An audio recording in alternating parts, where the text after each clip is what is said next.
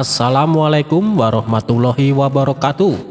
Apa kabar sahabat Al-Fatah yang dimuliakan Allah? Semoga kita dalam keadaan sehat, dilimpahkan rezekinya dan diberikan keberkahan dunia dan akhirat.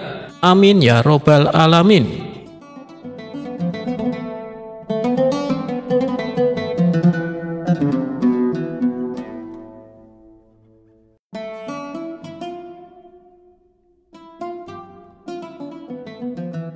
Siapa yang tak kenal dengan Abu Nawas, tokoh fenomenal dari Baghdad yang tersohor dengan tingkah konyolnya. Akalnya yang cerdik dan cerdas sering membuat Baginda Raja kewalahan. Beribu-ribu cara Baginda mencoba menjebak Abu Nawas, namun ia selalu saja bisa lolos. Tapi pada pertemuan kali ini, saya tidak akan mengisahkan tentang perseteruan antara Abu Nawas dan Baginda Raja. Kisah kali ini menceritakan bagaimana Abu Nawas menjawab pertanyaan seputar agama oleh seorang ulama ahli fikih. Yang bikin lucunya, Abu Nawas menjawab tidak perlu menggunakan dalil atau hadis, melainkan perkataan konyol yang keluar dari mulut Abu Nawas. Tentu saja jawaban Abu Nawas membuat sang ulama tertawa. Dan pastinya, jawaban Abu Nawas meskipun terkesan konyol, tapi jawaban tersebut memang benar dan masuk akal. Suatu kali, salah seorang ulama ahli fikih merasa resah akan perkara hukum yang dimilikinya.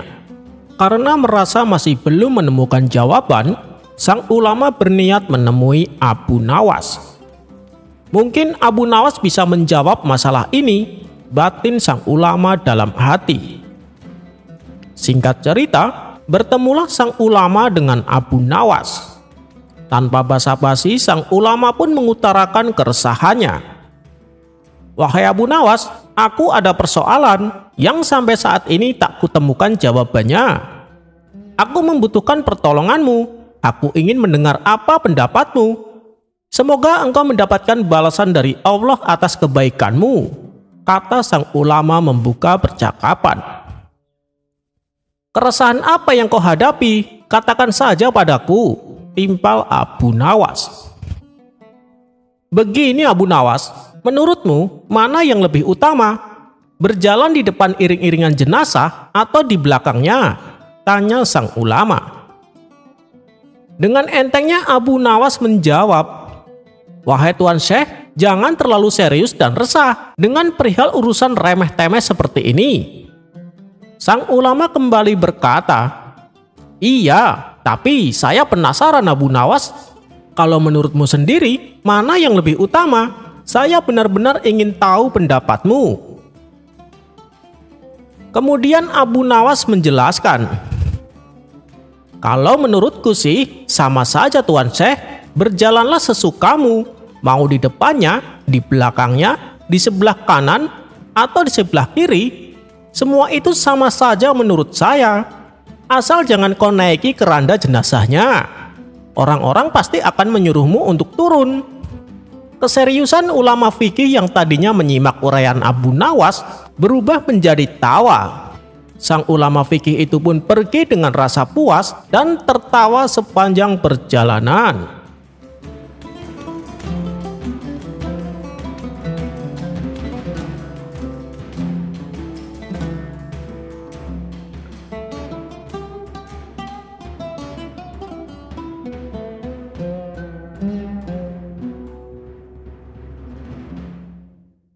Dikisahkan, pada suatu hari Abu Nawas yang sedang duduk di tepi pantai merenungkan hal-hal kehidupan dan spiritual, tiba-tiba dia melihat kapal besar yang menjelma di tengah laut seperti sihir.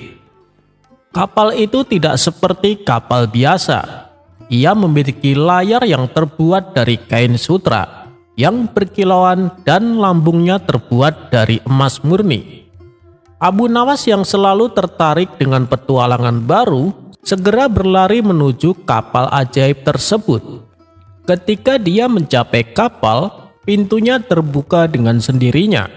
Abu Nawas pun memasukinya dengan antusias. Di dalam kapal, Abu Nawas melihat ada seorang lelaki tua yang mengenakan jubah dan bersorban. Lelaki itu tersenyum lebar dan berkata, "Selamat datang wahai Abu Nawas, aku jin penunggu kapal ini. Kalau kau berminat, aku akan membawamu ke tempat yang istimewa." Mendengar itu Abu Nawas tercengang seolah tak percaya bahwa kapal tersebut pemiliknya adalah jin yang menjelma sebagai lelaki tua. Lelaki tua itu melanjutkan perkataannya, "Wahai Abu Nawas, kami akan membawamu ke tempat yang penuh dengan kebahagiaan dan kenikmatan." Mendengar itu, Abu Nawas pun tergoda dan bersedia ikut dengannya.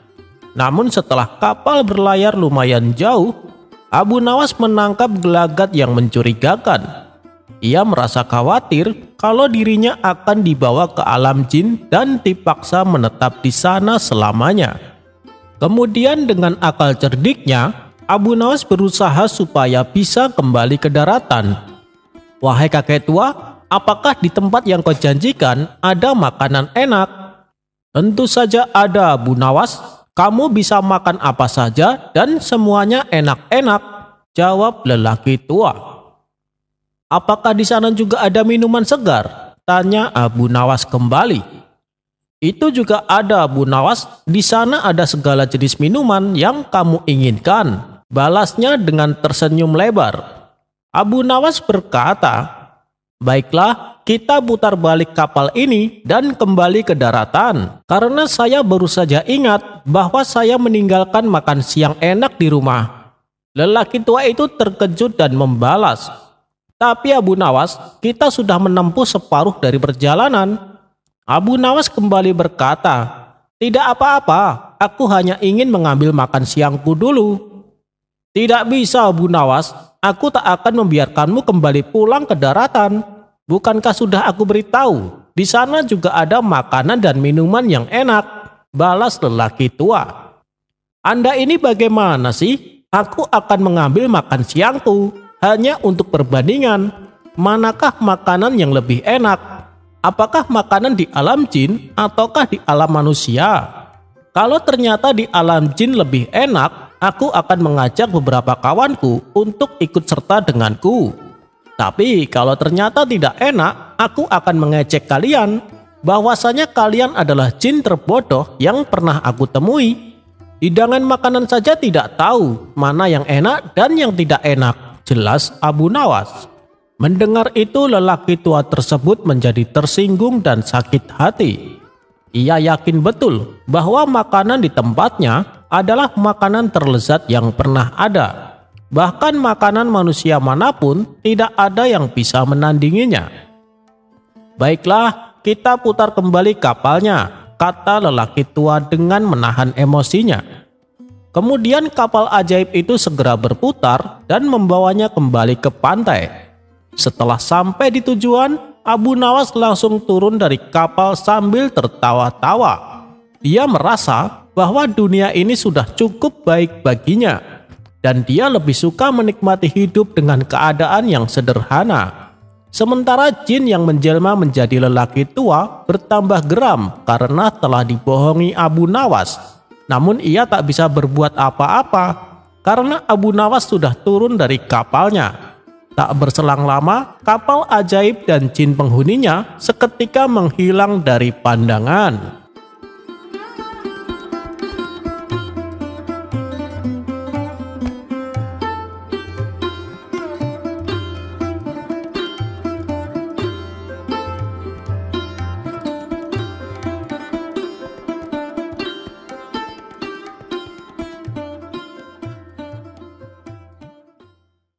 Dikisahkan, Baginda Raja sedang mengalami kebingungan.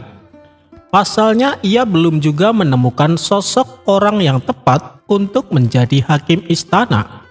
Meskipun sudah diadakan sayembara, tapi tak ada satupun peserta yang memenuhi persyaratan.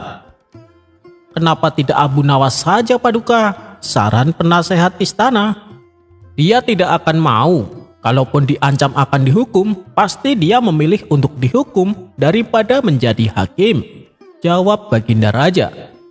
"Kalau begitu, tugaskan saja Abu Nawas untuk mencari calon hakim istana. ujar sang penasehat.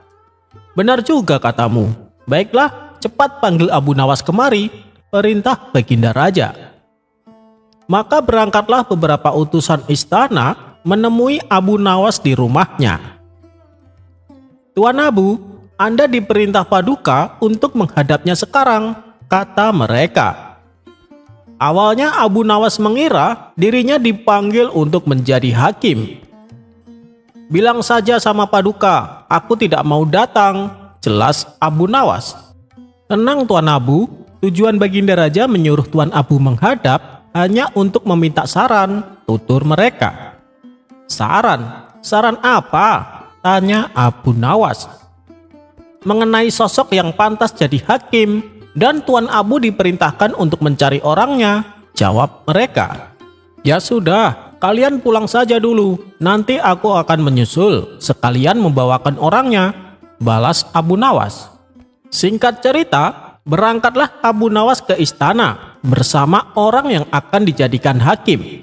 Namun saat mereka berdua menghadap Baginda Raja justru tertawa terpingkal-pingkal. Ternyata yang membuat tertawa, orang yang dibawa Abu Nawas tubuhnya kecil dan kerdil. Kamu lucu Abu Nawas, masa orang kerdil seperti dia malah dicalonkan jadi hakim? Kata Baginda Raja terus tertawa. Dia mungkin terlihat kecil Paduka, tetapi ingatlah yang terbaik seringkali hadir dalam kemasan kecil, timpal Abu Nawas. Tawa Baginda Raja kembali pecah dan lebih kencang dari sebelumnya. Baiklah Abu Nawas, saya akan bertanya kepada kawanmu itu. Apakah kamu kurang dihormati karena postur tubuhmu, sehingga kau ingin menjadi hakim supaya orang-orang mau menghormatimu? Tanya Baginda Raja. Sebenarnya tidak Paduka, saya pikir itu justru sangat menguntungkan, karena saya bisa lebih dekat dengan rakyat tanpa harus menundukkan kepala, jawab kawan Abu Nawas tersebut. Untuk ketiga kalinya Baginda Raja dibuatnya tertawa. Karena kau ingin jadi hakim, saya akan mengujimu dengan dua pertanyaan. Pertanyaan pertama, mana yang lebih kau pilih, berbuat adil atau diberi uang? Tanya Baginda Raja. Saya memilih diberi uang Paduka, jawab kawan Abu Nawas. Sontak Baginda Raja kaget mendengarnya.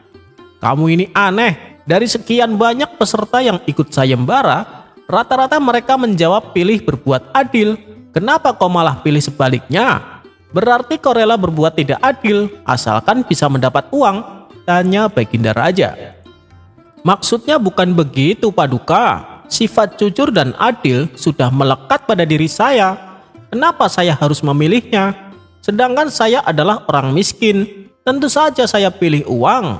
Bukankah seseorang memilih sesuatu yang mereka tidak punya? Jelas kawan Abu Nawas. Mendengar penjelasan tersebut, Baginda Raja manggut-manggut sebagai tanda setuju. Oh, begitu. Baik, sekarang pertanyaan kedua.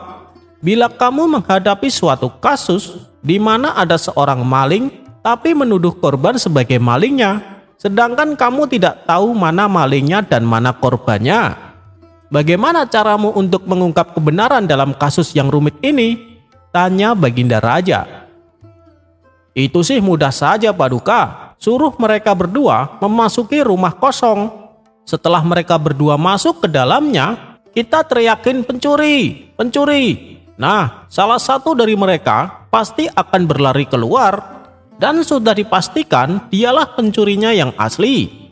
Karena seorang pencuri pasti punya insting untuk segera berlari keluar manakala mendengar teriakan tersebut, terang kawan Abu Nawas.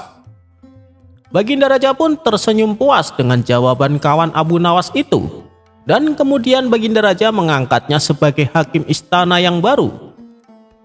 Ternyata pilihanmu tidak salah Abu Nawas, puji Baginda Raja kepada Abu Nawas.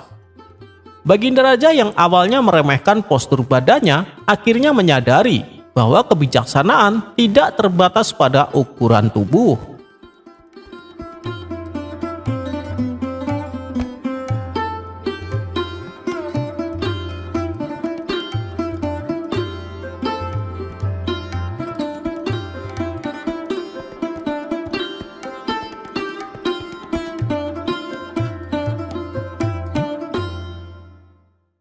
Abu Nawas tinggal di rumah terpencil yang berdekatan dengan rumah Abu Jahil.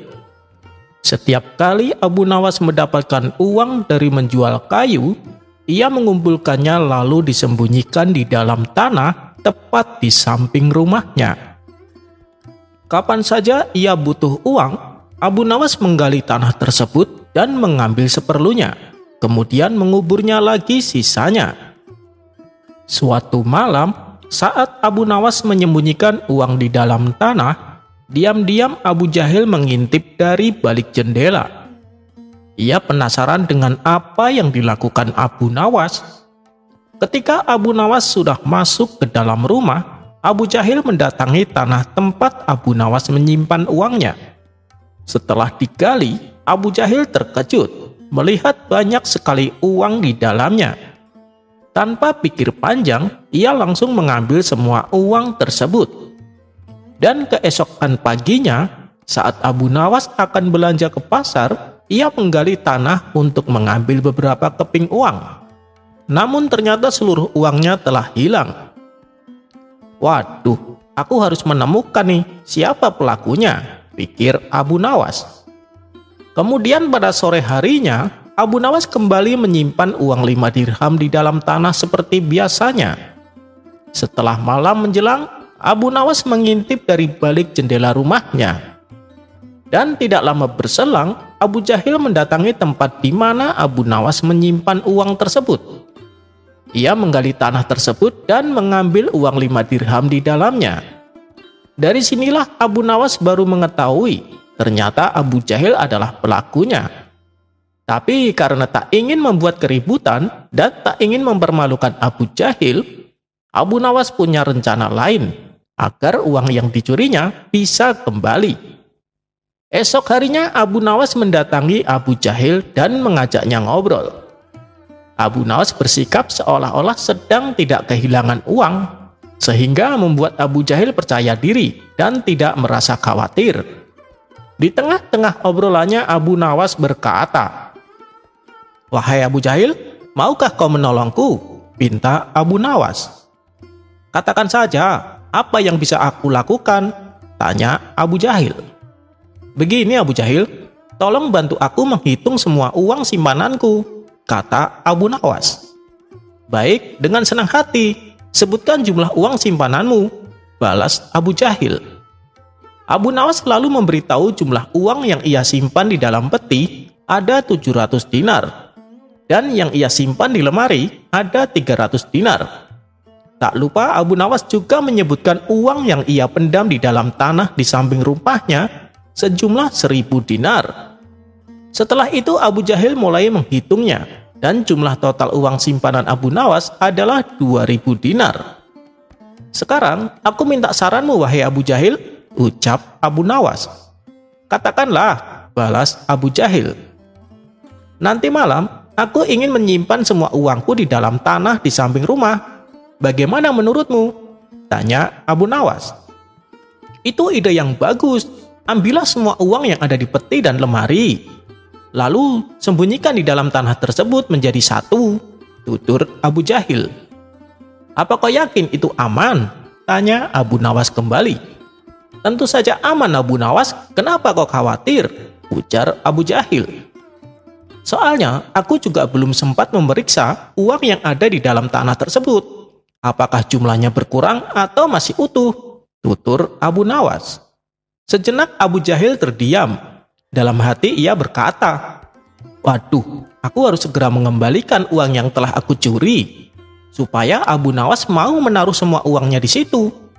Nanti besok malamnya aku akan mencurinya kembali dan aku akan mendapatkan lebih banyak." Kemudian Abu Jahil berkata kepada Abu Nawas, "Uang yang kau pendam di dalam tanah pasti masih utuh Abu Nawas. Siapa juga yang akan mencurinya?" Mendengar itu Abu Nawas manggut-manggut, berpura-pura percaya sepenuhnya kepada Abu Jahil. "Baiklah, nanti malam aku akan periksa uang yang aku pendam. Kalau jumlahnya masih utuh, baru aku akan simpan semua uangku di situ," balas Abu Nawas. "Terima kasih Abu Jahil atas sarannya. Aku pamit dulu ya. Aku mau pergi ke pasar," kata Abu Nawas melanjutkan. Setelah Abu Nawas pergi ke pasar, Abu Jahil langsung menaruh kembali uang curiannya di dalam tanah tempat Abu Nawas menyimpan. Dan ketika malam tiba, Abu Nawas kembali menggali tanah dan mendapati uang yang dicuri telah kembali. Ia pun mengambil semua uang tersebut. Abu Jahil yang sedari tadi mengamati Abu Nawas merasa bahagia karena mengira Abu Nawas sedang menaruh semua uangnya di situ. Dan besok malamnya, Abu Jahil langsung menggali tanah tempat menyimpan uang Abu Nawas. Namun ternyata ia tak mendapati uang sepeser pun. Akhirnya Abu Jahil menyadari bahwa Abu Nawas telah memperdayai dirinya dan telah mendapatkan uangnya kembali.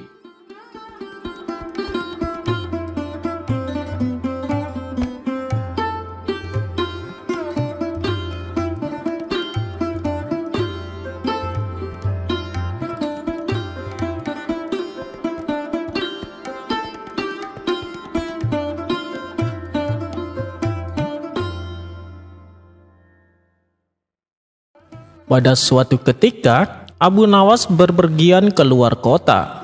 Ia berjalan melewati tandusnya padang pasir. Di tengah perjalanan, Abu Nawas menemukan beberapa kerangka manusia yang tergeletak di tanah. Belum hilang rasa kagetnya, tiba-tiba muncul orang tak dikenal menghadangnya.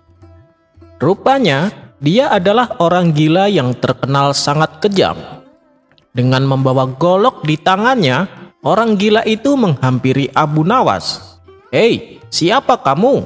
tanya orang gila tersebut. "Saya hamba Allah," jawab Abu Nawas. "Saya juga hamba Allah. Yang saya maksud, nama kamu siapa?" bentak orang gila mulai emosi. "Nama saya Abu Nawas," jawab Abu Nawas. "Apakah kamu berilmu?" tanya orang gila itu kembali. "Iya, saya orang yang berilmu," jawab Abu Nawas. "Bagus kalau begitu. Kamu lihat kerangka-kerangka di depanmu itu? Mereka adalah orang-orang yang aku bunuh karena mereka tidak bisa menjawab pertanyaanku," ujar orang gila tersebut.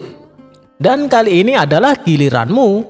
Jika kamu tidak bisa menjawab pertanyaanku, maka nasibmu akan mati di tanganku," ujar orang gila itu lagi. "Oh, begitu ya. Apa pertanyaanmu?" tanya Abu Nawas. "Begini, ketika awal bulan, bulan berbentuk kecil yang kita sebut bulan sabit. Dan ketika pertengahan bulan, bulan menjadi besar yang kita sebut bulan purnama. Tapi ketika akhir bulan, bulan kembali menjadi kecil yang kita sebut bulan sabit.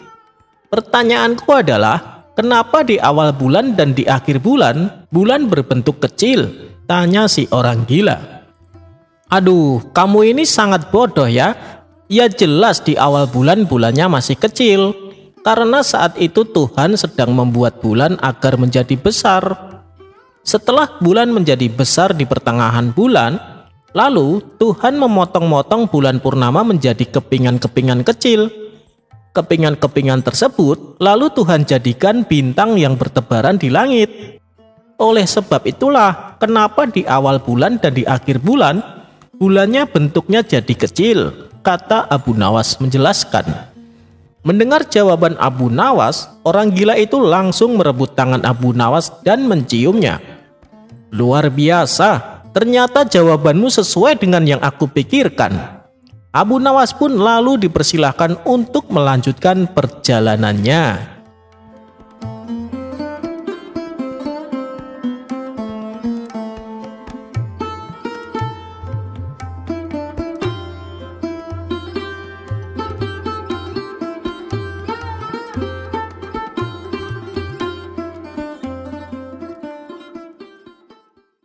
Pada suatu hari, Abu Nawas ditangkap dan dibawa ke istana. Setelah dihadapkan kepada baginda raja, ia pun langsung dijebloskan ke dalam penjara. Namun baru beberapa hari ditahan, tiba-tiba Abu Nawas dilepaskan kembali. Hal ini membuat Abu Nawas merasa heran. Ia pun memberanikan diri bertanya kepada baginda raja. "Ampun Paduka yang mulia, Sebenarnya apa sih salah saya?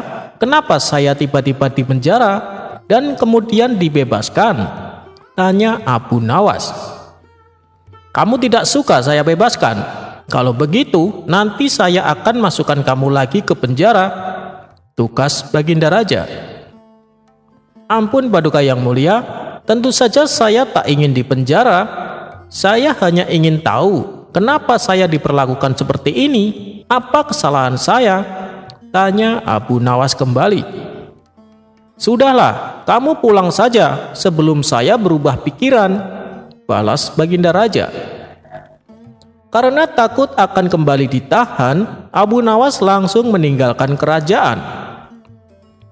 Saat ia hendak keluar gerbang istana, Abu Nawas berpapasan dengan salah satu menteri yang merupakan sahabatnya. Alhamdulillah, akhirnya kamu dibebaskan juga Abu Nawas, kata sang menteri. Iya, aku sendiri heran, kenapa tiba-tiba di penjara dan kemudian dibebaskan juga, ujar Abu Nawas. Aku tahu apa sebabnya, timpal sang menteri. Mendengar hal itu, Abu Nawas pun terkejut. Jadi kamu tahu permasalahannya? Coba ceritakan padaku, pinta Abu Nawas. Ceritanya begini Abu Nawas, tempo hari salah satu punggawa istana memberi laporan palsu kepada Baginda Raja. Ia mengatakan kamu telah berbuat kesalahan. Kebetulan waktu itu Baginda Raja sedang kesal. Beliau pun langsung menyuruh pengawal untuk menangkapmu. Beliau juga langsung menghukum kamu tanpa memberi kesempatan untuk membela diri. Melihat hal itu, aku tidak tinggal diam. Kamu kan sahabatku. Kemudian pada keesokan harinya, aku memberikan bukti bahwa kamu tidak bersalah dan semua tuduhan punggawa istana itu adalah fitnah belaka. Begitu Baginda Raja mengetahuinya, beliau segera membebaskanmu dan menghukum punggawa istana tersebut, tutur sang menteri yang juga sahabat Abu Nawas. Oh, aku jadi korban salah tangkap. Harusnya Paduka minta maaf padaku, timpal Abu Nawas. Biarkan saja Abu Nawas, mungkin Paduka Raja malu mengakuinya. Yang penting kamu sudah bebas, sahut sang menteri. Ya sudahlah, terima kasih ya sudah menolongku, kata Abu Nawas. Ia pun kemudian melanjutkan perjalanan pulang ke rumah. Sejak peristiwa itu, ia tidak pernah pergi ke istana. Kemudian Baginda Raja mulai merasakan kehilangan sosok Abu Nawas, di mana Abu Nawas ini selalu menghiburnya di setiap waktu. Ia pun lantas menyuruh beberapa pengawal untuk mengundang Abu Nawas datang ke istana. Akan tetapi Abu Nawas menolak undangan tersebut. Hari berikutnya Baginda Raja kembali perintahkan pengawal untuk mengundang Abu Nawas. Lagi-lagi Abu Nawas masih tidak mau datang. Begitu juga dengan hari-hari selanjutnya. Mungkin Abu Nawas masih marah padaku. Sebaiknya aku sendiri yang datang ke sana, pikir Baginda Raja. Pada saat itu juga Baginda Raja langsung pergi menuju rumah Abu Nawas. Setibanya di sana, Baginda Raja melihat Abu Nawas tengah asik bermain bersama anak-anak kecil. Wahai Abu Nawas, kesinilah. Bagaimana kabarmu? Sapa Baginda Raja. Abu Nawas pun berjalan menghampiri Baginda Raja. Saya baik-baik saja Paduka, jawab Abu Nawas.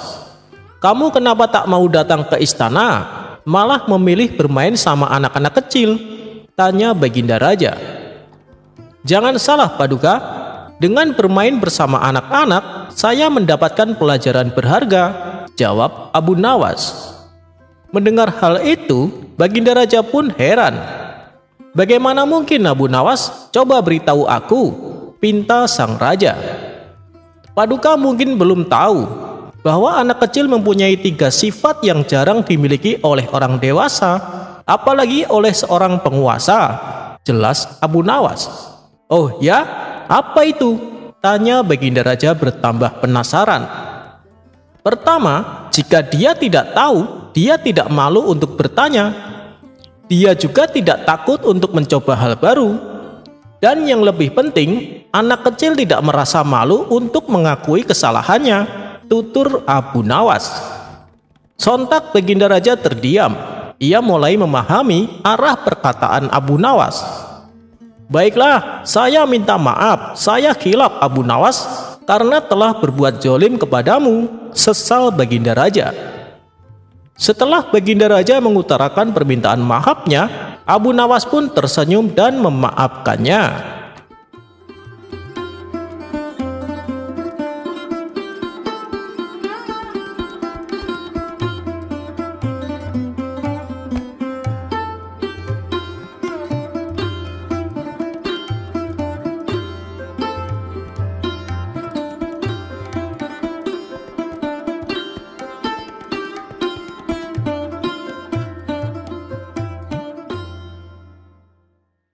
Diceritakan ada seorang pemuda yang taat beribadah. Setiap malam ia tak pernah ketinggalan sholat tahajud. Bahkan dari pagi sampai sore, ia habiskan waktunya hanya untuk beribadah di dalam masjid. Kabar tentang kealiman si pemuda pun tersebar sampai ke seluruh Baghdad. Abu Nawas yang mendengar kabar tersebut penasaran dengan sosok pemuda alim itu. Hingga akhirnya diam-diam Abu Nawas mendatangi masjid di mana si pemuda biasa melakukan ibadahnya. Namun setelah beberapa hari mengamati pemuda itu, Abu Nawas merasakan kejanggalan. Karena si pemuda menghabiskan waktunya hanya untuk beribadah dan tidak mau bekerja. Abu Nawas pun lalu menghampirinya. Hai pemuda, engkau habiskan seluruh waktumu hanya untuk beribadah. Lalu dengan cara apa engkau makan? Tanya Abu Nawas. Para warga sudah menjamin kebutuhanku. Mereka selalu memberiku makanan secara bergantian, jawab si pemuda. Bukankah lebih baik jika kau bekerja, supaya kau bisa makan tanpa harus membebani warga, tutur Abu Nawas. Untuk apa capek-capek bekerja? Dengan menghabiskan waktu untuk beribadah, Allah sudah menjamin kebutuhanku, balas si pemuda. Tapi bukan dengan cara seperti ini, caramu itu salah, timpal Abu Nawas. Kau berani menyalahkan aku beribadah, hebat sekali kamu. Sedangkan warga di sini, mereka justru memuliakanku dan mereka dengan ikhlas memberiku makanan, tegas si pemuda. Baiklah, lalu apa yang kau harapkan dari ibadahmu? Tanya Abu Nawas. Tentu saja aku menginginkan surga, jawab si pemuda. Ya, itu saat di akhirat nanti. Kalau di dunia, apa yang kau harapkan? Tanya Abu Nawas kembali. Dengan ibadahku ini, aku yakin dengan keajaiban Allah. Suatu saat aku pasti memperoleh kekayaan tanpa harus bekerja, sehingga aku bisa lebih giat beribadah, jelas si pemuda. Mendengar hal itu, Abu Nawas hanya bisa geleng-geleng kepala. Ia pun pergi meninggalkan si pemuda. Setibanya di rumah, Abu Nawas memikirkan cara untuk menyadarkan si pemuda. Tiba-tiba terbesit di benaknya sebuah ide yang konyol. Esok paginya ia kembali mendatangi si pemuda. Hei anak muda, kemarin yang kau katakan ada benarnya juga. Kalau kita rajin beribadah, Allah akan memberi keajaiban pada kita. Karena di kebunku tiba-tiba tumbuh pohon uang, tutur Abu Nawas. Si pemuda pun tertegun mendengarnya. Bolehkah aku melihat pohonmu itu? Tanya si pemuda. Tentu saja boleh, bahkan aku berniat memberikannya padamu, ujar Abu Nawas. Benarkah tuan? Ayo kita ke tempat kebun milik tuan, ajak si pemuda tak sabar. Maka mereka berdua segera berangkat menuju kebun Abu Nawas. Sesampainya di sana, si pemuda tak mendapati pohon uang yang diceritakan oleh Abu Nawas. Mana pohonnya? Tanya si pemuda. Itu dia, jawab Abu Nawas sambil menunjuk pohon kurma yang masih kecil. "Itu kan pohon kurma, mana mungkin bisa keluar uang," ujar si pemuda. "Bentuknya memang seperti pohon kurma, tapi nanti kalau sudah besar dan berbuah akan menghasilkan uang," jelas Abu Nawas. "Baiklah, lalu apa yang harus aku lakukan?" tanya si pemuda. "Kau rawatlah pohon kecil itu supaya menjadi besar. Caranya, kau siram air tiap pagi dan sore," jawab Abu Nawas. Sejak saat itulah si pemuda mulai giat bekerja. Di samping ia tekun beribadah, ia juga rajin merawat pohon kurma. Setelah 6 bulan kemudian, pohon kurma itu pun menjadi besar dan berbuah sangat banyak.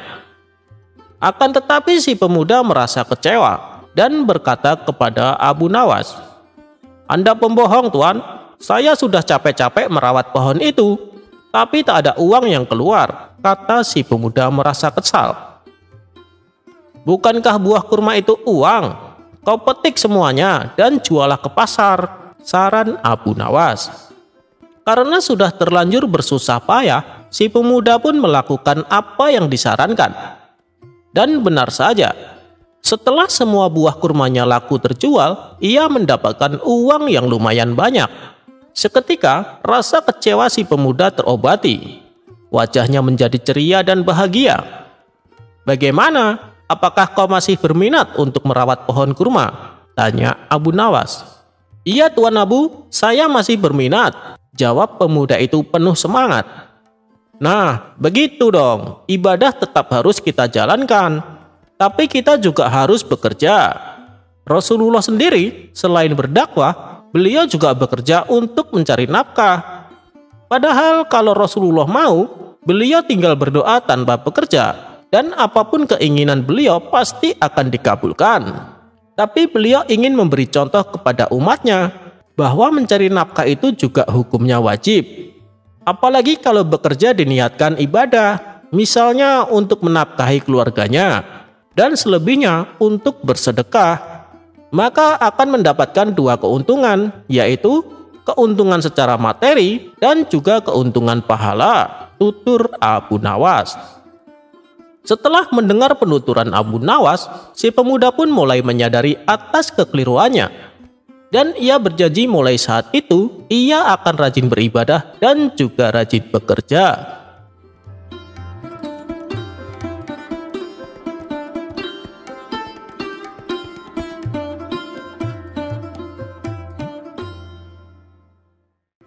Baginda Raja ingin mengalahkan Abu Nawas. Pasalnya, Abu Nawas yang banyak akal ini selalu lolos dari perangkapnya. Namun, seberapapun banyaknya perangkap-perangkap yang selama ini dibuat oleh sang raja, semua bisa diatasi dengan cara-cara yang cemerlang oleh Abu Nawas. Tapi, Baginda Raja tidak mau putus asa begitu saja. Masih ada puluhan jaring muslihat yang telah disiapkan untuk menjeratnya, hingga bisa menghukum Abu Nawas ini. Baginda Raja beserta para menteri yang setia sering mengunjungi tempat pemandian air hangat yang hanya dikunjungi para pangeran, bangsawan, dan orang terkenal.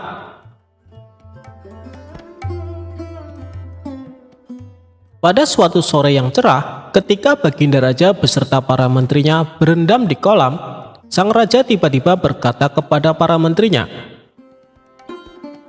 "Aku punya akal untuk menjebak Abu Nawas," kata Baginda Raja dengan wajah yang ceria. "Apakah itu, wahai paduka yang mulia?" tanya salah seorang menteri dengan antusias. "Kalian tak usah tahu dulu.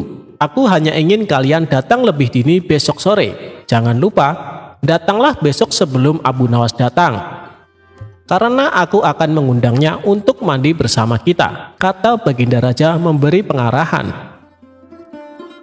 Baginda Raja memang sengaja tidak mau menyebutkan tipuan apa yang akan digelar besok. Disimpannya baik-baik rencana itu. Kemudian Abu Nawas pun diundang untuk mandi bersama Baginda Raja dan para menteri di pemandian air hangat yang terkenal itu. Baginda Raja dan para menteri sudah datang terlebih dahulu. Baginda terlihat membawa 19 butir telur ayam. 18 butir dibagikan kepada para menterinya, sementara 1 butir untuk dirinya sendiri. Kemudian Baginda Raja memberi pengarahan singkat kepada para menteri tentang apa yang telah direncanakan untuk menjebak Abu Nawas. Ketika Abu Nawas datang, Baginda Raja beserta para menteri sudah berendam di kolam. Abu Nawas melepas pakaian dan langsung ikut berendam. Sebenarnya, dalam hati Abu Nawas berharap-harap cemas. Dia sedang menduga-duga kira-kira permainan apa lagi yang akan dia hadapi kali ini. Mungkin permainan kali ini lebih berat karena Baginda Raja tidak memberi waktu untuk berpikir. Tiba-tiba Baginda Raja membuyarkan lamunan Abu Nawas. Beliau berkata kepada Abu Nawas, "Hai Abu Nawas, aku mengundangmu mandi bersama karena ingin mengajak engkau ikut dalam permainan kami," kata Baginda Raja. "Permainan apakah itu Paduka yang mulia?" tanya Abu Nawas belum mengerti. "Kita sekali-sekali melakukan sesuatu yang secara alami hanya bisa dilakukan oleh binatang. Sebagai manusia, kita harus bisa melakukan dengan cara kita masing-masing," kata Baginda Raja sambil tersenyum. "Hamba belum mengerti Baginda yang mulia," kata Abu Nawas agak ketakutan. "Masing-masing dari kita harus bisa bertelur seperti ayam, dan barang siapa yang tidak bisa bertelur, maka ia harus dihukum," kata Baginda Raja. Abu Nawas tidak bisa berkata apa-apa, wajahnya nampak murung. Dia semakin yakin dirinya tak akan bisa lolos dari lubang jebakan Baginda Raja dengan mudah. Melihat wajah Abu Nawas murung, wajah Baginda Raja semakin berseri-seri. Dia berpikir kali ini jebakannya bakal berhasil. "Nah, sekarang apa lagi yang kita tunggu? Kita menyelam lalu naik ke atas sambil menunjukkan telur kita masing-masing," perintah Baginda Raja. Baginda Raja dan para menteri mulai menyelam, kemudian naik ke atas satu persatu dengan membawa sebutir telur ayam. Abu Nawas masih di dalam kolam. Ia tentu saja tidak sempat mempersiapkan telur, karena ia memang tidak tahu kalau ia diharuskan bertelur seperti ayam. Kini Abu Nawas tahu kalau Baginda Raja dan para menteri telah mempersiapkan telur masing-masing 1 butir. Karena belum ada seorang manusia pun yang bisa bertelur dan tidak akan pernah ada yang bisa. Karena dadanya mulai terasa sesak, Abu Nawas cepat-cepat muncul ke permukaan. Kemudian naik ke atas. Baginda Raja langsung mendekati Abu Nawas. Abu Nawas tampak tenang, bahkan ia berlaku aneh. Tiba-tiba saja ia mengeluarkan suara seperti ayam jantan berkokok keras sekali, sehingga Baginda Raja dan para menterinya merasa heran. "Ampun tuanku yang mulia, hamba tidak bisa bertelur seperti Baginda dan para menteri," kata Abu Nawas sambil membungkuk hormat. "Kalau begitu engkau harus dihukum," kata Baginda bangga, karena kali ini idenya berhasil. "Tunggu dulu wahai tuanku yang mulia," kata Abu Nawas memohon. "Apalagi Abu Nawas?" kata Baginda Raja tidak sabar. "Paduka yang mulia, sebelumnya izinkan hamba membela diri. Sebenarnya kalau hamba mau bertelur, hamba tentu mampu. Tetapi hamba merasa jadi ayam jantan, maka hamba tidak bisa bertelur. Hanya ayam betina saja yang bisa bertelur." "Kukuruyuk," kata Abu Nawas dengan membusungkan dada. Baginda Raja tidak bisa berkata apa-apa. Wajah Baginda Raja dan para menteri yang semula ceria penuh kemenangan mendadak berubah menjadi merah padam karena malu, sebab mereka dianggap ayam betina. Abu Nawas memang cerdik. Karena merasa malu, Baginda Raja dan para menteri segera berpakaian dan kembali ke istana tanpa mengucapkan sepatah kata pun. Sekali lagi Abu Nawas berhasil lolos dari jebakan sang raja. Memang Abu Nawas banyak akalnya dan telah diakui oleh para ilmuwan sebagai ahli mantik atau ilmu logika. Gampang saja baginya untuk membolak-balikan dan mempermainkan kata-kata guna menjatuhkan mental lawan-lawannya.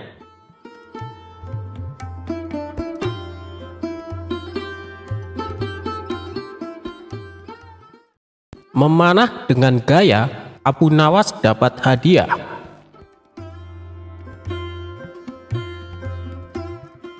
Baginda Raja tak henti-hentinya mengerjai Abu Nawas, namun ia selalu lolos dari perangkapnya. Yang ada malah Baginda Raja sendiri yang menanggung kekalahan. Kalaupun beradu otak, pasti Abu Nawas yang akan menang, dan Raja tahu betul kecerdasan dan kecerdikan Abu Nawas. Namun Raja tak mau menyerah, ia kembali hendak menguji kecerdikan dan kecerdasan Abu Nawas. Kali ini, Baginda Raja mempunyai ide untuk mengalahkan Abu Nawas, yaitu dengan mengajaknya lomba memanah. Karena lomba tersebut yang dibutuhkan adalah keahlian, bukan kecerdasan otak. Maka dipanggillah Abu Nawas ke istana. Singkat cerita, datanglah Abu Nawas menghadap Baginda Raja. "Ada gerangan apa Paduka memanggil hamba?" tanya Abu Nawas. Jadi begini, aku akan menantangmu untuk lomba memanah Abu Nawas. Apa kamu berani? Tanya Baginda Raja. Tapi Paduka, saya kan tidak pandai memanah, jawab Abu Nawas. Jangan khawatir Abu Nawas, kalau kamu berhasil, kamu akan mendapatkan hadiah yang besar, rayu Baginda Raja. Mendengar iming-iming hadiah besar, membuat Abu Nawas tergiur. "Baik Paduka, saya ikut," saut Abu Nawas. "Nah, begitu dong. Tapi lomba ini ada peraturannya Abu Nawas. Kamu hanya boleh memanah 1 kali dan harus tepat mengenai sasaran. Kalau kamu berhasil, kamu akan membawa hadiah besar. Tapi kalau kamu gagal, kamu harus pulang dengan jalan merangkak," jelas Baginda Raja. "Waduh, saya masuk perangkap sang raja lagi nih. Sudah tahu kalau saya tidak pandai memanah, tapi dipaksa ikut lomba memanah," batin Abu Nawas dalam hati. Di saat Abu Nawas kebingungan, Baginda Raja berkata, "Hei Abu Nawas, kenapa kamu bingung? Ada hadiah besar menantimu. Ayo kita mulai saja permainannya," ajak Baginda Raja. Kemudian Baginda Raja dan Abu Nawas berjalan ke tengah lapangan. Giliran pertama adalah Baginda Raja. Ia mengambil busur dan anak panah. Dengan penuh perhitungan, Baginda Raja melesatkan anak panahnya. Bidikannya hampir tepat mengenai sasaran. Anak panah tersebut menancap di pinggiran sasaran. Sekarang tibalah giliran Abu Nawas. Ia pun berpikir keras agar lepas dari jebakan sang raja. Dengan hati berdebar, Abu Nawas mengambil busur dan anak panah. Otaknya terus berputar mencari cara supaya dirinya tidak dipermalukan oleh sang raja. Akhirnya, dengan memantapkan hati, Abu Nawas mulai membidik sasaran. Saat ia memanah, sudah bisa ditebak anak panah melesat jauh dari sasaran. Melihat itu, Baginda Raja pun tertawa.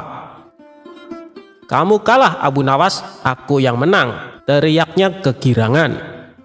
Namun dengan kecerdikannya, Abu Nawas berkata, "Tunggu dulu Paduka, itu tadi saya sedang mencontohkan gaya memanah Tuan Menteri," ujarnya. Abu Nawas lalu kembali mengambil anak panah. Ia membidiknya dan mulai memanah untuk kedua kalinya.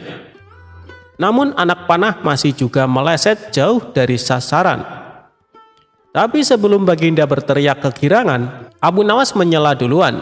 "Demikianlah gaya Tuan Wali Kota memanah," sahutnya. Baginda Raja menjadi tidak sabar dengan aksi Abu Nawas ini. Ia pun berteriak, "Hei Abu Nawas, mana gaya memanahmu?" Dengan santainya Abu Nawas menjawab, "Tenang Paduka yang mulia, gaya hamba tentu lebih baik." Abu Nawas lalu kembali mengambil sebuah anak panah. Ia membidik dan mulai memanah. Untuk ketiga kalinya, anak panahnya melesat makin jauh dari sasaran. Abu Nawas kembali berteriak, "Itu tadi gaya Tuan Hakim memanah." Mendengar itu, Baginda Raja semakin emosi dibuatnya. "Wahai Abu Nawas, yang aku minta gaya memanahmu, bukan gaya orang lain," bentak Baginda Raja. Abu Nawas nyaris putus asa, tapi tetap menunjukkan wajah lucunya. Ini adalah tembakannya untuk yang keempat. Abu Nawas mengambil anak panah dan mulai membidik. Beruntung baginya karena kali ini anak panah secara kebetulan melesat mengenai sasaran. Anak panah menancap di tengah-tengah sasaran, sedangkan anak panah Baginda hanya di pinggiran saja. Abu Nawas pun berteriak dengan kencang. Inilah gaya Abu Nawas memanah yang mulia. Untuk itu saya tunggu hadiah dari Paduka Raja, kata Abu Nawas kegirangan. Melihat kecerdikan Abu Nawas, sang raja pun tak henti-hentinya tertawa. Kamu memang cerdik Abu Nawas, kata Baginda Raja sambil menyerahkan hadiahnya. Berkat kecerdikan Abu Nawas, kesempatan memanah yang seharusnya hanya 1 kali bisa menjadi 4 kali.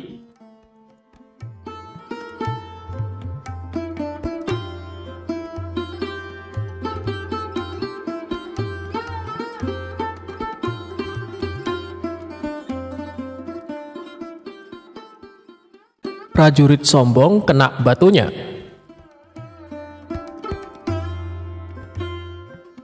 Berawal dari suatu pagi, Abu Nawas sedang duduk-duduk santai di teras rumahnya. Mendadak datanglah beberapa prajurit istana. Pak Tua, di manakah aku bisa menemukan tempat untuk bersenang-senang di daerah sekitar sini? Tanya seorang prajurit yang ternyata komandan prajurit. Kalau tidak salah di sebelah sana, jawab Abu Nawas males-malesan.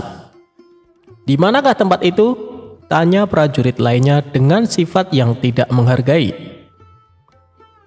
Pergilah ke arah sana lurus tanpa belok-belok, maka kalian akan menjumpai tempat untuk bersenang-senang, jawab Abu Nawas. Rombongan tentara kerajaan itu akhirnya pergi juga menuju tempat yang sudah ditunjukkan Abu Nawas. Setelah beberapa saat, kagetlah mereka semua karena tempat yang mereka cari tidak ditemukan, kecuali hanya pemakaman yang sangat luas. Tentu saja hal ini membuat para prajurit berang, karena merasa telah ditipu oleh Abu Nawas. Mereka pun kembali lagi ke tempat Abu Nawas. Hai Pak Tua, keluarlah engkau. Kenapa engkau berani sekali membohongi kami? Tanya sang komandan yang tidak tahu kalau yang diajak bicara itu sebenarnya Abu Nawas, si penasehat kerajaan. Siapakah engkau ini berani sekali membohongi kami? Tanya salah seorang prajurit. Aku adalah Abdi, jawab Abu Nawas. Abu Nawas terkesan asal bicara. Komandan dan para prajurit merasa geram dan marah. Prajurit, tangkap dia, perintah komandan kepada para anak buahnya. Engkau akan kubawa ke panglima kami, tambah komandan kepada Abu Nawas. Rupanya Abu Nawas dihadapkan ke panglima kerajaan. Wahai panglima, kami telah menangkap seorang pembohong yang berani membohongi pasukan kerajaan, kata komandan melaporkan. Panglima bersikap biasa saja. Bahkan dia memerintahkan kepada prajurit untuk melepaskan borgol di tangan Abu Nawas. Komandan dan para prajurit terkejut dan merasa heran. Setelah itu Panglima mendekati Abu Nawas. Tuan, maafkan perbuatan anak buahku ini ya, kata Panglima itu dengan sangat sopan. Panglima dan Abu Nawas sudah saling mengenal. Mereka seringkali bertemu ketika sang khalifah mengundang ke istana. Betapa terkejutnya sang komandan dan para prajurit. Perasaan sombong dan congkak yang tadi menyelimuti mereka seakan berubah menjadi rasa takut. Wahai Tuan Abu Nawas, sebenarnya kebohongan apa yang mereka sangkakan kepadamu? Tanya Panglima. Wahai Panglima, mereka memintaku menunjukkan tempat untuk bersenang-senang. Tentu saja aku tunjukkan kuburan, karena kuburan adalah tempat yang lebih baik bagi orang-orang yang taat kepada Allah Subhanahu wa Ta'ala. Di sana pula dia akan mendapat hidangan yang nikmat dari Allah Subhanahu wa Ta'ala, terbebas dari rasa fitnah dan kejahatan manusia dan makhluk lainnya, jawab Abu Nawas serius. Panglima tersenyum mendengar penjelasan Abu Nawas. Komandan istana lantas buru-buru mendekati Abu Nawas. Maafkan hamba Tuan Abu Nawas, andai saja hamba mengetahui bahwa Tuan adalah Tuan Abu Nawas, tentu kami tidak akan berani membawa Tuan ke hadapan Panglima, kata komandan lagi. Wahai komandan, apakah aku telah membohongi kalian? Bukankah aku berkata benar? Aku adalah abdi, dan setiap orang adalah abdi Allah Subhanahu wa Ta'ala, termasuk kalian semuanya, tutur Abu Nawas. Anda benar tuanku, jawab komandan dengan malu hati.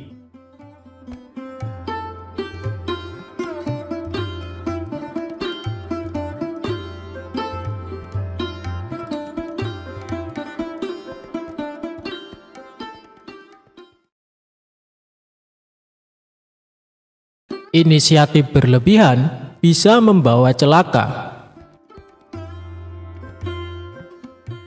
Alkisah tentang Abu Nawas yang pernah bekerja kepada seseorang yang kaya raya, namun orang tersebut enggan membayar zakat dan bersedekah. Abu Nawas ingin majikannya yang kaya raya itu bertobat dan membayar zakat. Sehingga Abu Nawas menjalankan akal cerdiknya agar orang kaya tersebut bisa membayar zakatnya dan bertobat. Pada suatu hari, orang kaya itu memanggil Abu Nawas. Abu Nawas, engkau ini memang orang baik, jujur serta tekun. Tapi tadi kusuruh kau membeli telur, kenapa lambat sekali melaksanakannya? Kalau kusuruh membeli 3 telur, kenapa kau tidak membelinya sekaligus? Engkau pergi ke warung membawa 1 butir telur, dan kemudian kembali lagi ke warung dan membawa 1 butir telur, dan terus seperti itu hingga membeli 3 telur. Kamu pergi 3 kali ke warung, kata orang kaya itu heran dan kesal. Abu Nawas tersenyum dan menjawab, maaf tuan, saya memang salah. Saya tidak akan mengerjakan hal seperti itu lagi, ucap Abu Nawas. Beberapa hari kemudian, majikan Abu Nawas yang kaya raya itu jatuh sakit, dan ia pun menyuruh Abu Nawas memanggil tabib. Ternyata Abu Nawas tidak hanya membawa tabib, tapi juga membawa beberapa orang lainnya. Majikan Abu Nawas yang tengah berbaring itu bertanya, aku hanya menyuruhmu memanggil tabib. Beberapa orang itu siapa? Begini tuan, tabib biasanya menyuruh meminum obat, jadi saya sekalian membawa tukang obat. Dan tukang obat membutuhkan bahan-bahan obat, jadi saya juga membawakan penjual bahan obat-obatan. Sekaligus saya juga membawa penjual arang, karena biasanya obat direbus menggunakan arang, agar saya tidak bolak-balik seperti membeli telur, kata Abu Nawas. Dan mungkin tuan juga tidak akan sembuh, kemudian meninggal dunia. Saya juga membawa tukang penggali kubur, lanjut Abu Nawas. Mendengar penjelasan Abu Nawas, sang majikan kaget dan langsung berdiri. Karena teringat akan kematiannya, majikan tersebut menjadi bertobat dan rajin membayar zakat.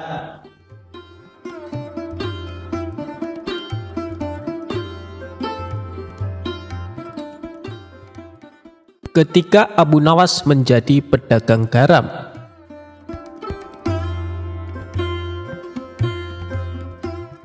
Kisah si cerdas Abu Nawas memang tak ada habisnya. Berbagai tingkah lakunya yang kocak namun syarat ilmu selalu dinantikan dan menarik untuk didengarkan.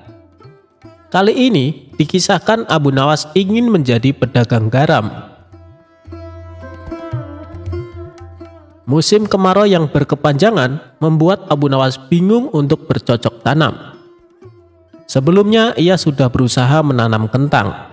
Tapi karena tidak adanya hujan, maka panen kentang yang diperoleh sangat mengecewakan. Tak ingin mengalami kerugian untuk kedua kalinya, hingga akhirnya ia mencoba berusaha menjual garam. Keinginannya itu ia sampaikan kepada istrinya. Wahai istriku, aku ingin jualan garam. Bagaimana pendapatmu? Kata Abu Nawas. Berdagang garam itu yang bagus, tapi apa kamu sudah tahu di mana belanja garam yang murah? Tanya istrinya. Ngapain harus beli? Saya akan mencarinya di laut. Tuhan sudah memberikan secara cuma-cuma, dan tugas kita adalah berusaha. ujar Abu Nawas. Keesokan paginya, Abu Nawas bersiap-siap untuk pergi ke laut. Setelah menempuh perjalanan agak lama, sampailah ia di tepian pantai. Kemudian Abu Nawas berhasil membuat garam selama seminggu lamanya. Air laut dikumpulkan menjadi beberapa tempat. Hari ke-7, Abu Nawas membawa pulang garam-garam tersebut. Namun saat perjalanan pulang, ia melewati sungai dan akhirnya berhenti untuk beristirahat. Abu Nawas meletakkan sekarung garam pada tumpukan kayu. Ia segera mandi lalu memakan buah-buahan di hutan. Abu Nawas pun merasa sangat kenyang, lalu akhirnya rasa kantuk pun mulai menghampirinya. Bila aku tertidur, nanti garamku bisa dicuri orang. Lebih baik garam ini aku sembunyikan saja dulu, pikir Abu Nawas. Seketika itu, Abu Nawas langsung melihat ke bagian bawah sungai. Ia langsung mengambil sekarung garam dan meletakkannya di sungai. Sesudah selesai, ia kemudian berjalan ke sebuah pohon rindang untuk istirahat. Beberapa saat kemudian, Abu Nawas pun terbangun lalu bergegas mengambil sekarung garam miliknya. Aku harus cepat pulang, pasti istriku sudah lama menungguku, ucap Abu Nawas. Setibanya di rumah, Abu Nawas terdengar berteriak memanggil sang istri. "Istriku, istriku, ini aku sudah pulang membawa garam," kata Abu Nawas. Lalu Abu Nawas meletakkan karung garamnya di sebuah alas yang sudah dipersiapkan. "Mana garamnya?" tanya sang istri. Di mana ya? Tadi aku letakkan di dalam karung." "Wah, ternyata benar. Garamku dicuri orang sewaktu aku tidur tadi. Padahal aku sudah sembunyikan di tempat yang aman," tutur Abu Nawas. "Memangnya engkau sembunyikan di mana karungnya?" tanya sang istri kembali. "Aku sembunyikan di dalam sungai," jawab Abu Nawas. Mendengar jawaban Abu Nawas, sang istri hanya bisa menggelengkan kepala sambil berkata, "Garam kok disimpan di sungai? Ya jadi air lagi."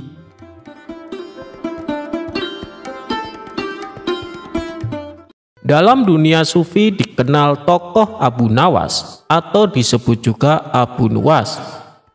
Tokoh yang satu ini dikenal dengan kecerdasan dan kecerdikannya dalam memecahkan segala masalah. Tak jarang sejumlah orang sering terpedaya dengan pola pikir Abu Nawas. Salah satunya adalah Baginda Raja. Salah satu cerita yang masyhur adalah Baginda Raja menantang Abu Nawas dalam suatu perlombaan. Ajang lomba itu adalah tenda siapa yang paling ramai dan paling banyak dikunjungi oleh pengunjung, maka dialah yang menang. Tidak dijelaskan alasan Baginda Raja mengapa menantang Abu Nawas untuk lomba tersebut. Bisa jadi Baginda Raja sangat senang dengan kecerdikan Abu Nawas dalam menyelesaikan tantangan. Singkat cerita, tantangan disetujui di tempat alun-alun kerajaan dan waktu pun sudah ditentukan. Aturannya adalah tenda siapa yang paling ramai dikunjungi orang mulai pukul 12 siang hingga pukul 12 malam. Bukan hal yang sulit bagi Baginda Raja untuk membuat tendanya ramai dikunjungi. Sejak dimulainya perlombaan, tenda Baginda Raja sudah ramai dikunjungi warga. Bagaimana tidak, selain tendanya besar, di dalam tenda juga disediakan hiburan serta aneka makanan dan minuman. Siapapun yang datang ke tenda tersebut sudah pasti terhibur dan konsumsi tercukupi. Berbeda dengan tenda milik Abu Nawas. Selain tendanya kecil, tidak sebesar milik Baginda Raja, di tempat itu juga tidak ada hiburan apalagi makanan. Namun, Abu Nawas terlihat tenang sembari duduk-duduk di dalam tenda tersebut. Menurutnya, waktu perlombaan masih panjang. "Tenang saja, waktu masih panjang," gumam Abu Nawas sembari melihat keramaian di tenda milik Baginda Raja. Sejumlah warga yang datang ke tenda Baginda Raja sudah mengira bahwa Abu Nawas akan kalah dalam perlombaan ini. Terlebih lagi, semakin malam jumlah warga yang mendatangi tenda Baginda Raja semakin banyak dan semakin banyak. Abu Nawas masih terlihat duduk-duduk santai dan tenang. Nyaris tidak ada upaya apapun agar tendanya ramai dikunjungi warga. Hingga sekitar jam 12 malam kurang 5 menit, Abu Nawas mulai beraksi. Tenda miliknya tiba-tiba terbakar. Api yang membakar tenda tersebut menjulang ke angkasa. Kontan saja warga yang hadir di tenda milik Baginda Raja pun berteriak, "Tenda Abu Nawas terbakar! Tenda Abu Nawas terbakar!" teriak warga. Warga yang penasaran semburat keluar dari tenda Baginda Raja. Ada yang penasaran dan datang melihat hingga ada yang membawa air untuk memadamkan api.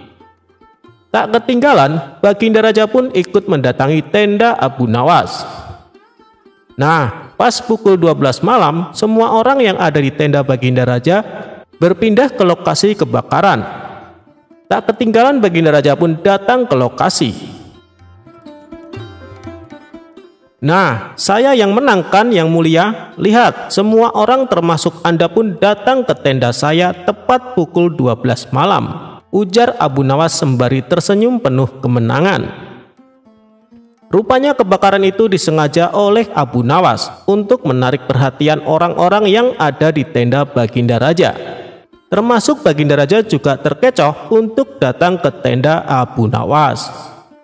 Lagi-lagi Abu Nawas berhasil mengalahkan tantangan dari Baginda Raja.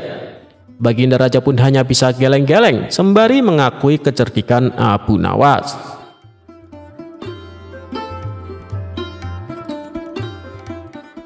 Memanah dengan gaya, Abu Nawas dapat hadiah.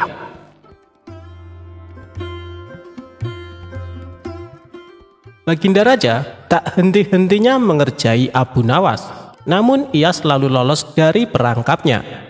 Yang ada malah Baginda Raja sendiri yang menanggung kekalahan. Kalaupun beradu otak, pasti Abu Nawas yang akan menang. Dan Raja tahu betul kecerdasan dan kecerdikan Abu Nawas. Namun Raja tak mau menyerah. Ia kembali hendak menguji kecerdikan dan kecerdasan Abu Nawas. Kali ini Baginda Raja mempunyai ide untuk mengalahkan Abu Nawas, yaitu dengan mengajaknya lomba memanah.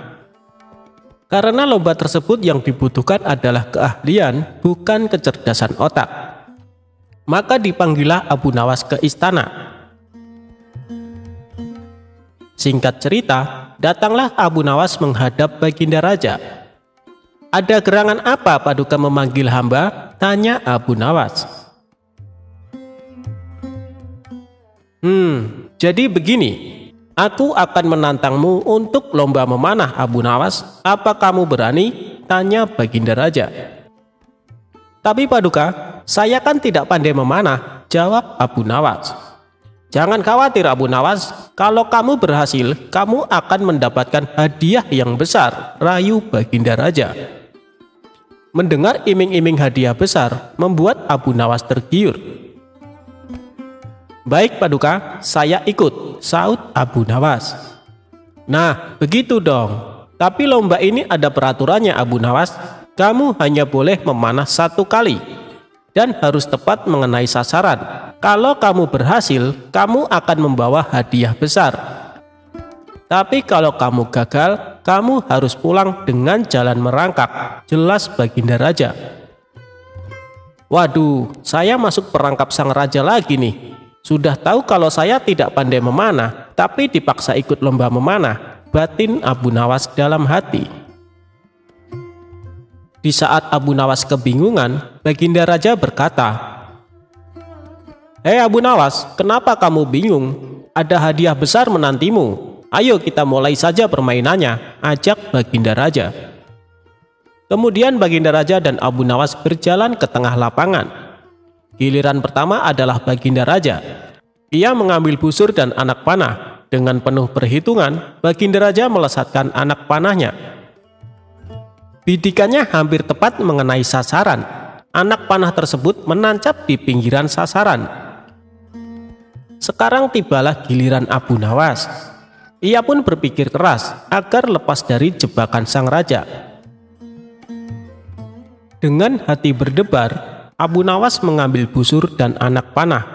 Otaknya terus berputar mencari cara supaya dirinya tidak dipermalukan oleh sang raja. Akhirnya, dengan memantapkan hati, Abu Nawas mulai membidik sasaran. Saat ia memanah, sudah bisa ditebak anak panah melesat jauh dari sasaran. Melihat itu, Baginda Raja pun tertawa. "Kamu kalah Abu Nawas, aku yang menang," teriaknya kegirangan. Namun dengan kecerdikannya, Abu Nawas berkata, "Tunggu dulu Paduka, itu tadi saya sedang mencontohkan gaya memanah Tuan Menteri," ujarnya. Abu Nawas lalu kembali mengambil anak panah. Ia membidiknya dan mulai memanah untuk kedua kalinya. Namun anak panah masih juga meleset jauh dari sasaran. Tapi sebelum Baginda berteriak kegirangan, Abu Nawas menyela duluan. "Demikianlah gaya Tuan Wali Kota memanah," sahutnya. Baginda Raja menjadi tidak sabar dengan aksi Abu Nawas ini. Ia pun berteriak, "Hei Abu Nawas, mana gaya memanahmu?" Dengan santainya Abu Nawas menjawab, "Tenang Paduka yang mulia, gaya hamba tentu lebih baik." Abu Nawas lalu kembali mengambil sebuah anak panah. Ia membidik dan mulai memanah.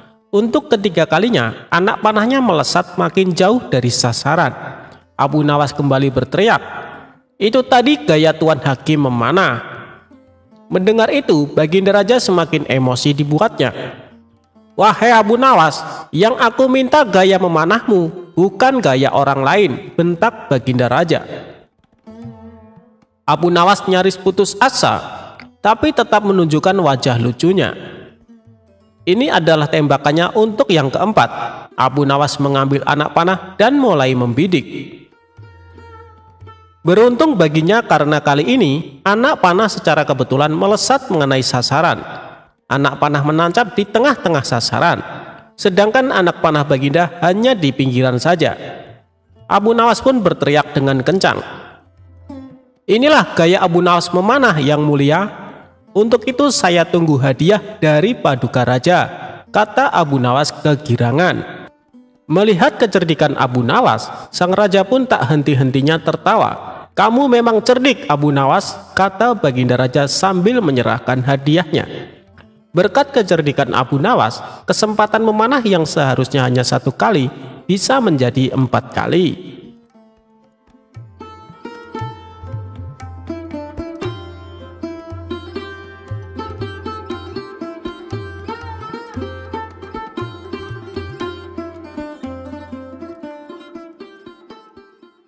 Abu Nawas dengan saudagar Mesir.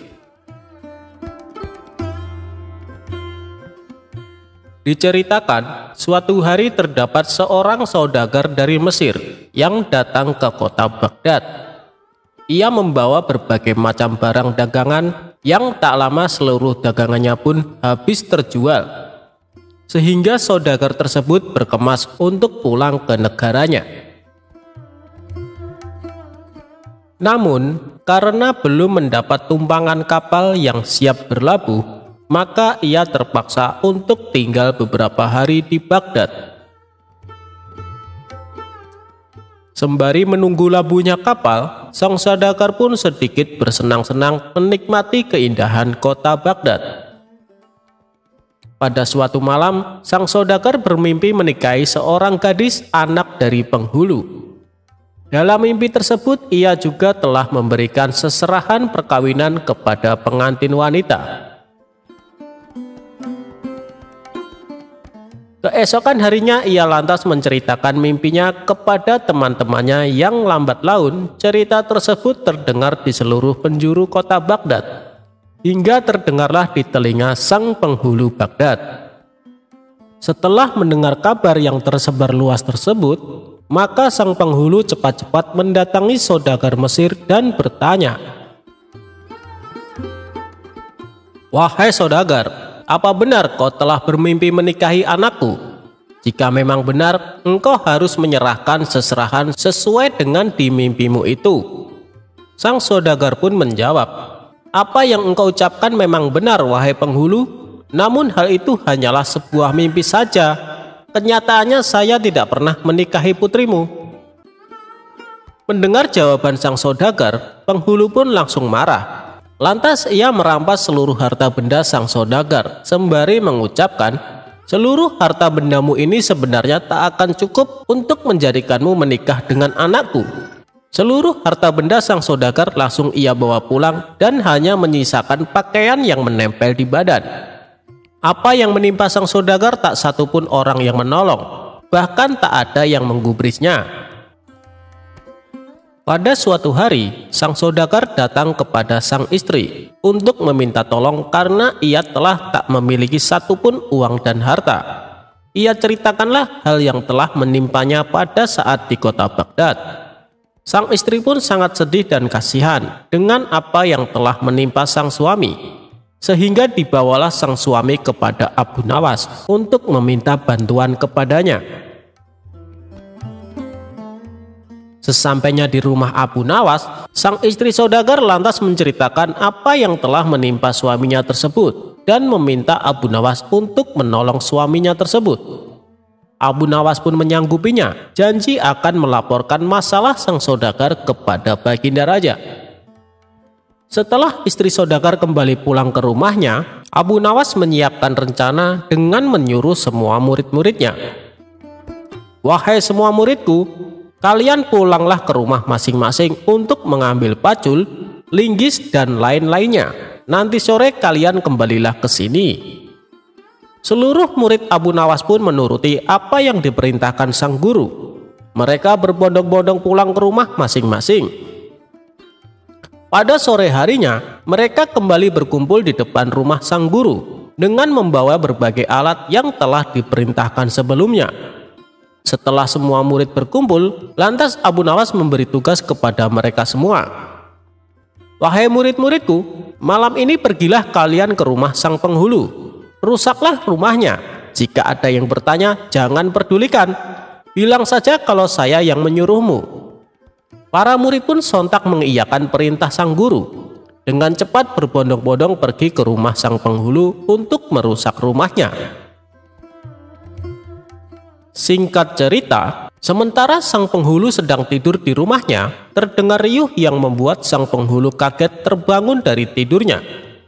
Melihat rumahnya telah dirusak oleh sekawanan orang, ia pun marah dan bertanya, "Siapa yang menyuruh kalian menghancurkan rumahku ini?"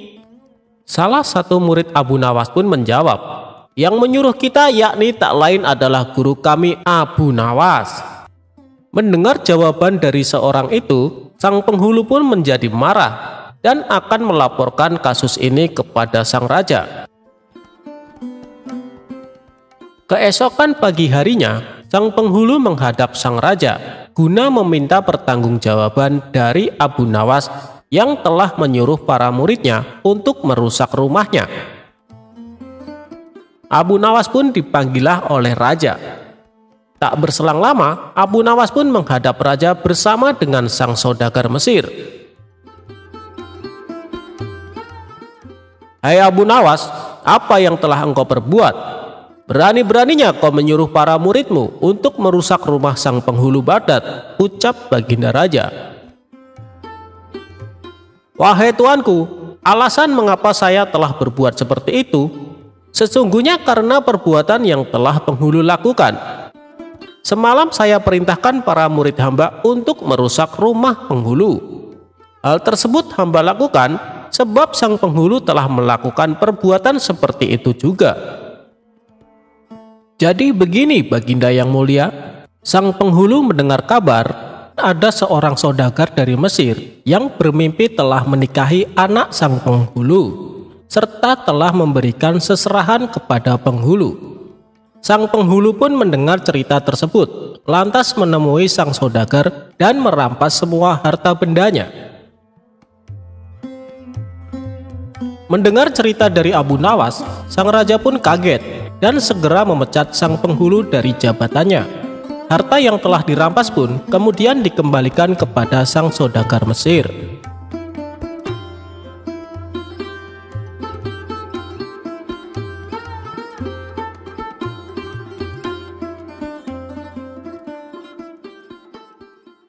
ajaran Abu Nawas, cukup berserah diri, rezeki akan mendatangimu.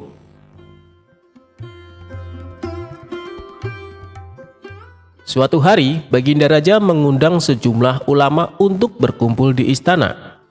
Tentu saja termasuk Abu Nawas. Raja mengundang Abu Nawas dan para ulama untuk membahas berbagai hukum Islam. Dengan begitu, Raja tetap bisa menimba ilmu tanpa harus meninggalkan kediamannya.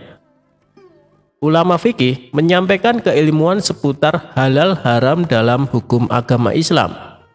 Ulama tauhid menyampaikan keilmuannya seputar keesaan Allah Subhanahu wa Ta'ala beserta kekuasaannya yang meliputi alam semesta. Begitu juga dengan ulama lainnya. Setelah masing-masing ulama menyampaikan ilmu sesuai bidangnya, tibalah giliran Abu Nawas. Dikarenakan bingung harus menyampaikan apa, Abu Nawas pun berkata, "Ampun Paduka yang mulia, apa yang ingin Paduka dengar dari hamba? Hamba rasa para ulama ini sudah menyampaikan semuanya." "Kalau menurutmu demikian, baiklah, berarti sekarang waktunya tanya jawab," ucap Baginda Raja. "Abu Nawas, apa yang kau ketahui mengenai rezeki?" tanya Baginda Raja. "Kita semua pasti meyakini bahwa rezeki datang dari Allah Subhanahu wa Ta'ala. Sebagaimana dalam firman-Nya, tidak ada suatu binatang melata pun di bumi melainkan Allah lah yang memberi rezekinya," jelas Abu Nawas. "Rezeki itu bisa datang dari mana saja Paduka. Kita sebagai manusia cukup bertawakal dengan benar. Niscaya rezeki akan datang kepada kita. Lakukan yang menjadi bagianmu. Selanjutnya biarlah Allah yang mengurus lainnya." Ini berdasarkan hadis Nabi yang berbunyi, "Andai kalian bertawakal kepada Allah sebenar-benar tawakal, niscaya Allah akan memberikan rezeki kepada kalian sebagaimana Dia memberikan rezeki kepada burung yang pergi dalam keadaan lapar, lalu pulang dalam keadaan kenyang," papar Abu Nawas. Ternyata pandangan Abu Nawas mengenai rezeki tidak sama dengan para ulama yang hadir. "Wahai Abu Nawas, seandainya seekor burung tidak keluar dari sangkarnya, bagaimana mungkin ia akan mendapatkan rezeki?" tanya salah satu ulama. "Untuk mendapatkan rezeki dibutuhkan usaha dan kerja keras Abu Nawas. Rezeki itu tidak datang sendiri, melainkan harus dicari dan didapatkan melalui sebuah usaha," timpal ulama yang lain. Tapi Abu Nawas bersikukuh dengan pendapatnya, sehingga terjadilah sedikit perdebatan di antara mereka. Tidak ingin debat berkepanjangan, Abu Nawas lalu berkata, "Begini saja, besok kita berkumpul lagi di sini dan buktikan pendapat kalian di hadapan Paduka Raja." Para ulama itu pun sepakat dengan tawaran Abu Nawas tersebut. Abu Nawas dan para ulama kemudian pamit kepada Baginda Raja meninggalkan istana. Setelah berpamitan kepada Baginda Raja, Abu Nawas pun segera pulang ke rumahnya, sebab ia harus mengajar murid-muridnya. Sementara para ulama tersebut sibuk mencari cara untuk membuktikan pendapat mereka. Sampai pada akhirnya saat berjalan pulang menyusuri sebuah desa, para ulama melihat penduduk setempat sedang panen buah kurma. Kemudian terbesitlah niatnya untuk membantu warga tersebut.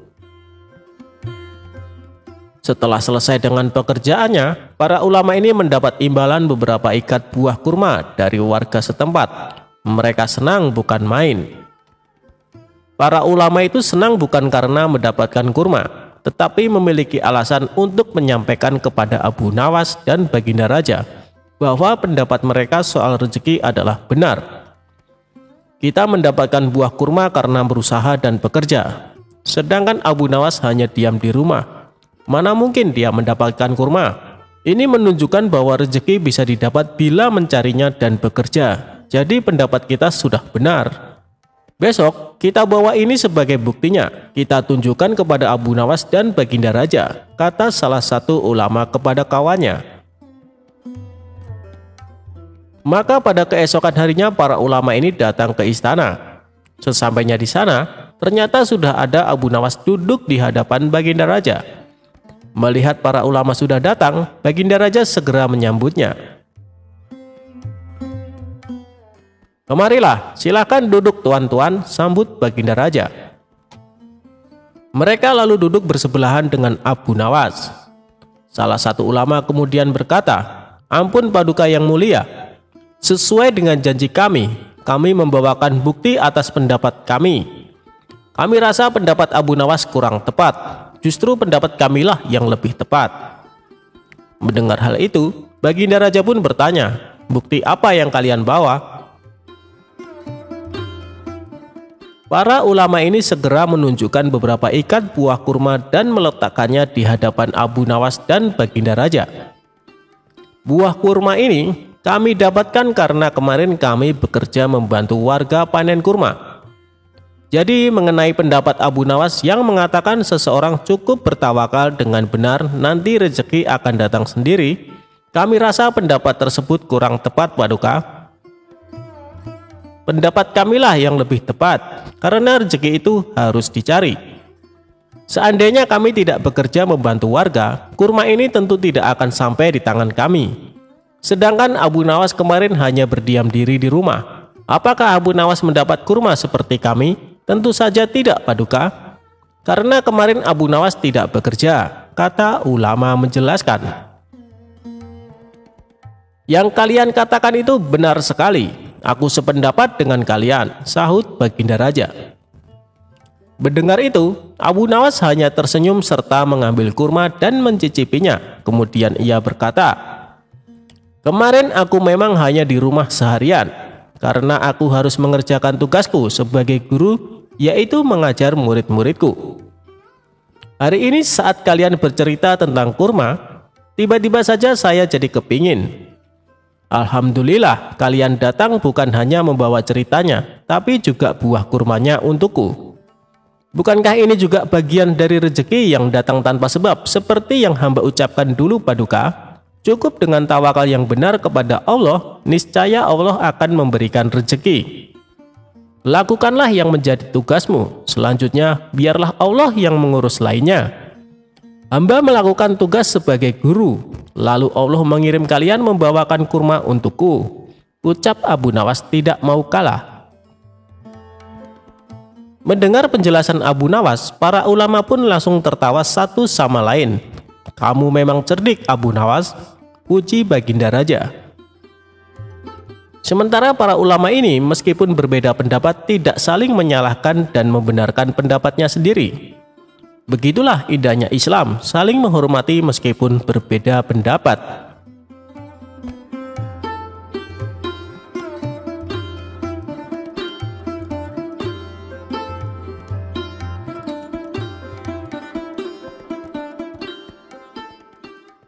Raja dikasih bebek panggang berkaki satu oleh Abu Nawas.